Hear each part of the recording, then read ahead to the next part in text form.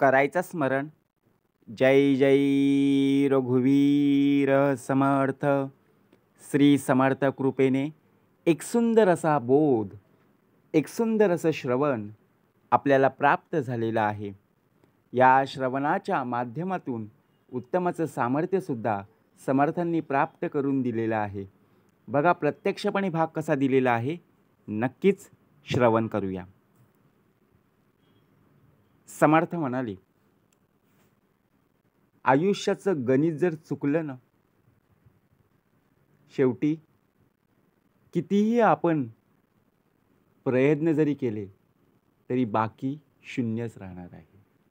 कारण का, आपण आकडेमोड करत राहिले.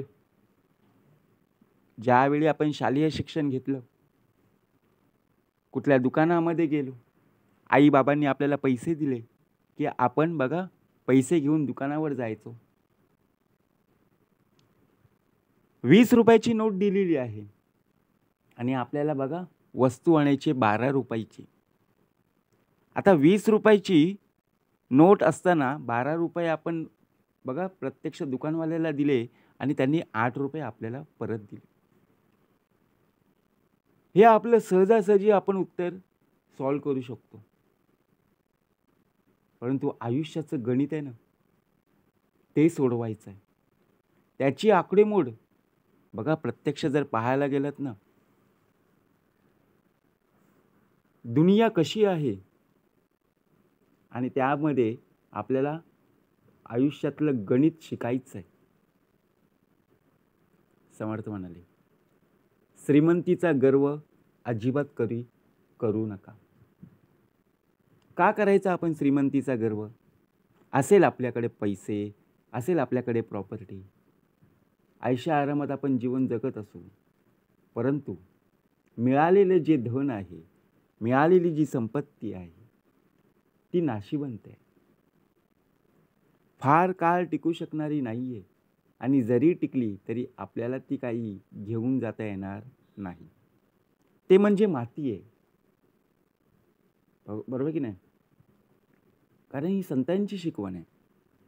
कारण बघा प्रत्यक्षात भाग का दिलेला आहे, ज्यावेळी शिवरायांनी बघा प्रत्यक्षात संत तुकारामांना नजराणा पाठवला होता, त्यावेळी संत तुकारामांनी तो नजराणा पुन्हा का दिला? कारण मृत्तिके समान सांगितले, म्हणजे माती समान आहे. मग आपल्या गळ्यामध्ये असणारी चैन, हातामध्ये असणारं ब्रेसलेट, बोटामध्ये असणाऱ्या अंगठ्या आणि आपलं एक शर्टाचं बटन उघडं, लोकांना दाखवण्यासाठी आपण काय करत असतो? गर्वपणा आणत असतो. परंतु आयुष्याचं गणित सोडवायचं आहे. कारण भूक लागल्यावर सोन्याच्या ताटात खाता येतं, परंतु सोनं नाही खाता येत. बरोबर की नाही? शेवटी तेच खावं लागतं जे गरिबांनी पिकवलेलं असतं. आता गरीब कोण, श्रीमंत कोण? समर्थ म्हणाले, कुणाच्या अंतरी लागेल धक्का, आयसी वर्तणूक करू नका आणि कुणालाही बोलू नका. प्रत्येक देह हा परमेश्वराचा आहे. आपण आपल्या कर्माने बघा प्रत्यक्षपणे जीवन जगत असतो. जसे तुम्ही कर्म कराल ना, तसंच आपल्याला मिळणार आहे. परंतु आपण सहजपणे बोलतो, अरे ही व्यक्ती श्रीमंत आहे. कारण का श्रीमंत का? कारण याच्या घरामध्ये पाहायला जर गेलो तर अनेक मौल्यवान वस्तू आहेत. बघा फ्रीज आहे, TV आहे, वॉशिंग मशीन आहे, AC आहे. घरासमोर बघा त्या बंगल्यासमोर 4 व्हीलर गाडी आहे, 2 व्हीलर गाडी आहे, म्हणून श्रीमंत. आणि या साईडला जर पाहायला गेलो तर फक्त सायकल पाहायला मिळते. बाकी घरामध्ये मातीची भांडी आहेत, बस. पण सुखी कोण विचार जर केला तर या दोघांमध्ये सुखी कोण आहे? त्याला सर्व बघा, ते जो श्रीमंतीचा देह होता त्याला सर्व काही प्राप्त झालं असलं तरी झोप काही उत्तमाची लागत नाही. कारण प्रत्यक्षात झोपेत सुद्धा पैसा त्याला दिसत असतो. परंतु जो गरीब मनुष्य देह आहे त्याला सुखाची झोप का लागलेली आहे? कारण त्याने दिवसभर कष्ट केलेले आहेत आणि संध्याकाळच्या रात्रीच्या वेळेला बघा विसावा घेत आहे. मग सुखी कोण? समर्थ म्हणाले, जगी सर्व सुखी असा कोण आहे, विचारे मना तूच शोधून पाहे. काय शोधतो आपण? गणित, आकडेमोड. सोन्याचं ताट आलं, कोणाची तुलना कोणाबरोबर करतो? बघा आयुष्याचं गणित कसं आहे. आपण विचार कसं करतो? आपण एखादा कार्यक्रम कुठे असेल ना, तर त्या कार्यक्रमामध्ये आहे ना, आपण आवडीने निवडीने बघा कसं जातो. आपल्याला आमंत्रण दिलेलं आहे, परंतु कोणाच्या आमंत्रणावरून कोण कसा श्रीमंत आहे, कोण किती गरीब आहे, यावरून आपण जात असतो. कारण का? कारण या देहाच्या कार्यक्रमाला जर आपण उपस्थित राहिलो तर बघा, मला जी मेजवानी मिळणार आहे, मला जेवायला जे मिळणार आहे, त्यामध्ये खूप काही पदार्थ असतील, गोडधोड असेल. परंतु या व्यक्तीची परिस्थिती खूप बिकट आहे. मग या कार्यक्रमाला जरी नाही गेलो तरी चालेल, कारण याच्या मेजवानीमध्ये जास्त पदार्थ नसतील, असं आपण धरून चालतो. मग इथेच आपलं गणित फिसकटतं ना, बरोबर की नाही? का भाग द्यावा लागला? सोन्याच्या ताटात जरी जेवलंस तरी बघा ते ताट पुन्हा धुवावंच लागणार आहे. आणि पत्रावलीमध्ये जरी जेवलास तरी बघा प्रत्यक्ष ती पत्रावली फेकून द्यावीच लागणार आहे. मग याचा अर्थ काय? समर्थ म्हणाले, आपल्याला मिळणारा जो आनंद आहे ना, तो घेता आला पाहिजे. ज्याप्रमाणे आपल्या मनुष्य देहामध्ये जर पाहायला गेलं तर नातं हे खूप महत्त्वाचं आहे. आणि नात्यामध्ये जर कोणी शत्रू असेल तर शत्रू कोणामुळे झाला? तर आपल्या होणाऱ्या गैरसमजामुळे. गैरसमज का होतात? कारण विश्वास, बरोबर की नाही? विश्वासाला तडा गेला की गैरसमज झाला म्हणून समजायचा. जी व्यक्ती मनापासून तुमची आहे तिला ओळखायला शिका रे बाबांनो. कारण खोटेपणाचा आव आणून स्वतःची गरज भागवणारे आयुष्यात खूप काही भेटत असतात. समर्थ म्हणाले, मनुष्य देह ओळखायला शिका. खरंच जी व्यक्ती मनापासून तुमची आहे ना, आपण त्यांना काय करतो? डावलत असतो. परंतु जी व्यक्ती आपल्याला खरंच बघा प्रत्यक्षपणे विरोध करत आहे, आपण त्यांच्याच मागे मागे जात असतो. परंतु स्वतःची गरज भागवणारे आयुष्यात खूप लोक आहेत. आपल्या या देहाचा बघा प्रत्यक्षपणे वापर करून आपल्याला कुठे ठेवतील आपल्याला सुद्धा कळणार नाही. आपण विचार करू, अरे या व्यक्तीसाठी मी खूप काही केलं, पण त्या व्यक्तीने मला बघा प्रत्यक्षात विचारलं सुद्धा नाही. कारण विश्वासाचं गणित चुकलं ना की नात्यांचा हिशोब हा चुकत जातो. आपलं वर्चस्व नसेल तरी चालेल, परंतु अस्तित्व हे जरूर असलं पाहिजे. आपली ओळख ही परमेश्वरामुळे, आई वडिलांमुळे. मग प्रत्यक्षात आपलं अस्तित्व टिकवायचं असेल तर आपला देह हा बघा धरतीशी एकरूप असला पाहिजे.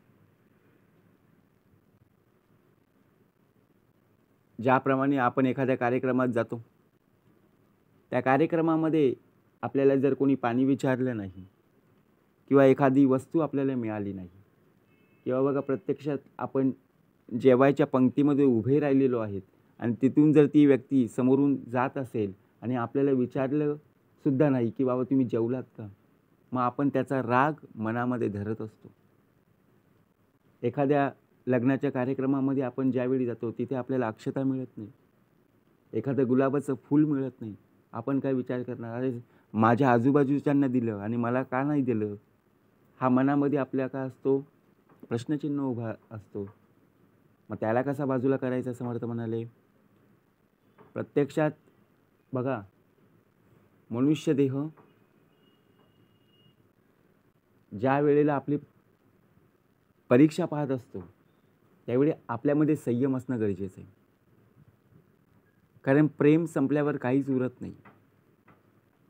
तसंच ज्यावेळी त्या व्यक्तीच्या शरीरामध्ये जेवढा गर्वपणा आहे, मीपणा आहे, तोपर्यंत तुला ती विचारणार अजिबात नाही.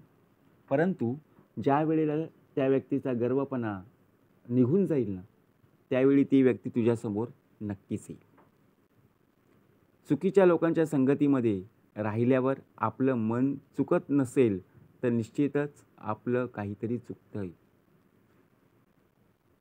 आपण चुकीच्या लोकांच्या संगतीमध्ये का म्हणून राहायचं.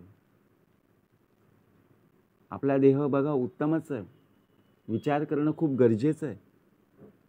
परंतु व्यक्ती जर आपला चुकत असेल, आपण जर कुठे चुकत असू, तर नक्कीच समोरच्या लोकांनी आपल्याला सांगितलं पाहिजे तुम्ही चुकताय. परंतु आपण चुकलेलो आहोत हे न सांगणारे लोक बघा प्रत्यक्षपणे पुढच्या वेळेला नक्कीच टाळ्या वाजवणारे असतील. कारण का, आपली सजा होते आणि त्यांची मजा होत असते. बरोबर की नाही. जी व्यक्ती आपल्याला चूक झाल्यावर लगेच समजावून सांगते की बाबा तू इथे चुकलेला आहेस, ती व्यक्ती आपल्या जवळची असते. परंतु आपणच तिला विरोध करतो. कारण का, तू समोरासमोर का बोललास, सर्व लोकांसमोर का बोललेला आहेस. परंतु विचार करायचा की बाबा आपण खरंच चुकलेलो आहोत आणि त्या व्यक्तीने आपल्याला सांगितलं आहे. म्हणून आपलं कोणीतरी असण्यापेक्षा आहे ना, आपण कोणाचं तरी असण्यात आनंद मानला पाहिजे. बरोबर की नाही. म्हणून भविष्य उत्तमाचं, बरोबर की नाही, भविष्य उत्तमाचंच आहे. परंतु आपला वर्तमान काळ उत्तमाचा असेल तरच ना. त्याची चिंता करू नकोस. नात्यांमध्ये आपल्याला आता विरोध पाहायला मिळतो. आयुष्याचं गणित आपलं का फिसकटतं.